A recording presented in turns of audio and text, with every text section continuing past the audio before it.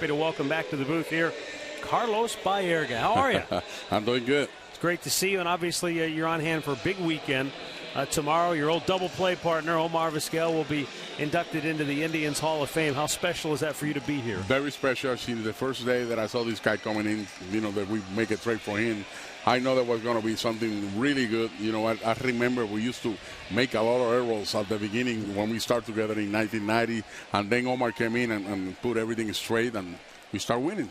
Yeah, well, defensively, has there ever been a better shortstop that you've seen play the game? No, man, this guy was perfect all the time. He worked hard. That's what I give credit for that, because the first thing that he told me is, I know that you can hit, but I want you to get better in defense. If we play good defense in the middle, we can win some games. And when we had Sandy Alomar, myself and him in shortstop, and Kenny Lofton in center field, none better. There was really good, really good combination. It was a lot of fun to watch day in and day out. Well, the one thing, Omar, when he broke in with Seattle, he was the great defender and he couldn't hit. But he developed into a very good hitter as well when he got stronger. That's what we talk about it. Me and Omar, we was partners in the field, off the field too, and there was something special that we have. And I said to him, teach me how to play defense. I'm going to teach you a little bit how to be a good hitter. But he became a good hitter because we have a great lineup. And everybody was hitting 300, right, getting hitting for power, stuff like that. And he said, well, I cannot stay back. I have to move forward on these two. Well, what was he able to teach you defensively that helped you become a better player? Everything is starting batting practice. Batting practice is taken very seriously. He comes to the ballpark every day early, to take ground balls. And then after we hitting, we come back to the field to take it from the hitters, like it's in the game. Right. And that helped me a lot, because we have to do it, very quick. We have to do it right, to turn that double play stuff in there. And it helped me a lot. It seems like a little thing, but you go out, you take your fungos.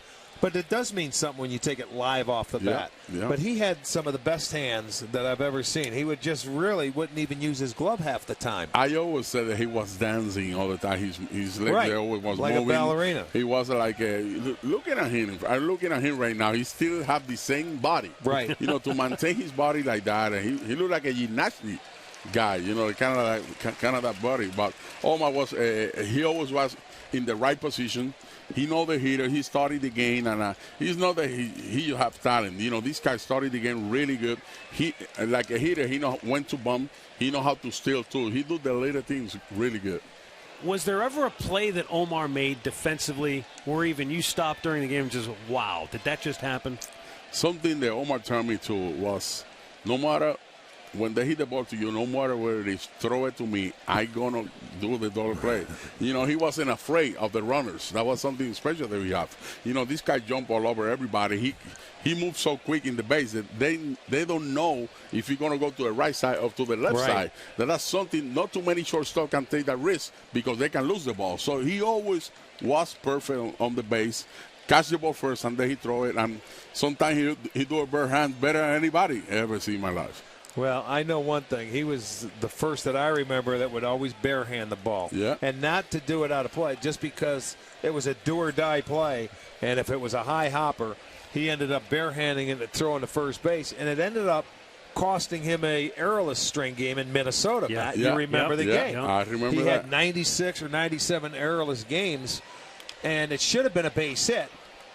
Because he was so good, the official score gave him an error. Kind of got penalized for being so good. He got penalized for being Omar. That's exactly right. He was the guy, the original guy that came up and started barehand and everything. And the thing is, he know. You see how he plays so easy. He don't be so aggressive. He be perfect.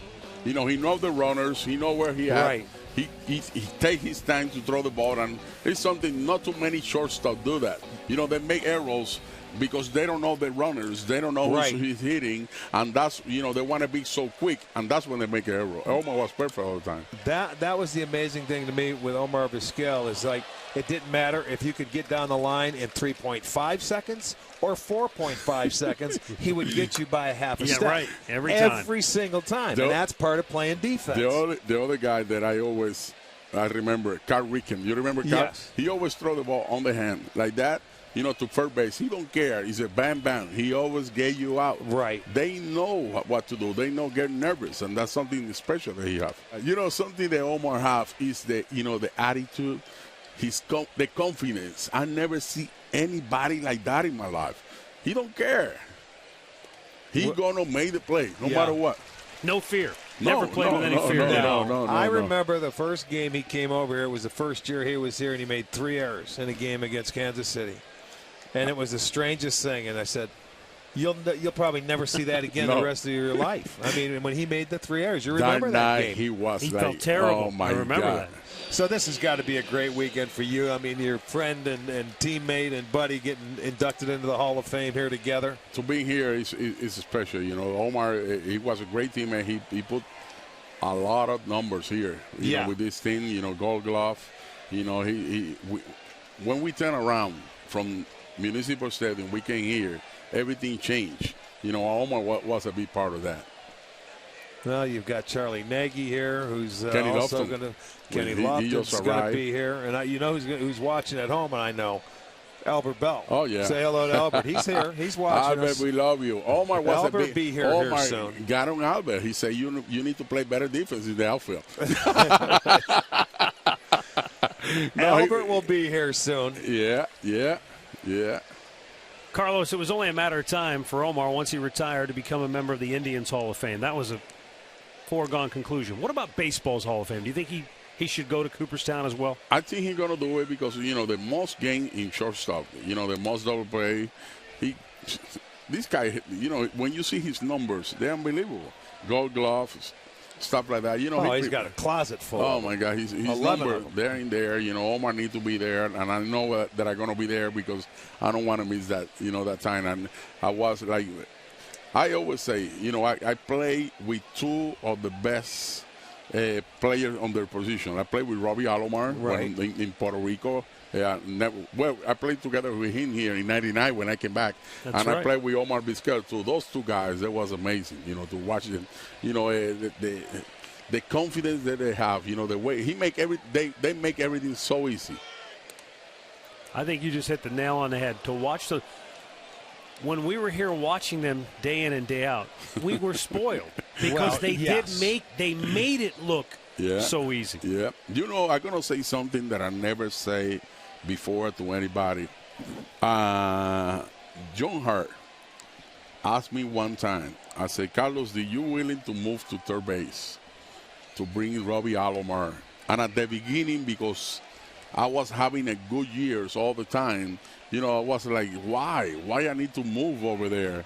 And now that I'm thinking about it, I say, man, I should have moved to third base and be with those two guys. And then they put Jim Thome in third base. It was going to be unbelievable because Robbie was a great hitter. Yeah. Great hitter. He put great numbers here with the Cleveland Indians. And I know there was going to be an unbelievable combination. Me playing third base, Omar shortstop, and Robbie second base. It was going to be special. So John asked you before he would explore maybe trading for Robbie at that time. That was in I got traded in 97, 96, 97, something like that. And, that was in 95. We even talk about it. Wow. The year of the World Series. That's what we talk about it, at the beginning of the year.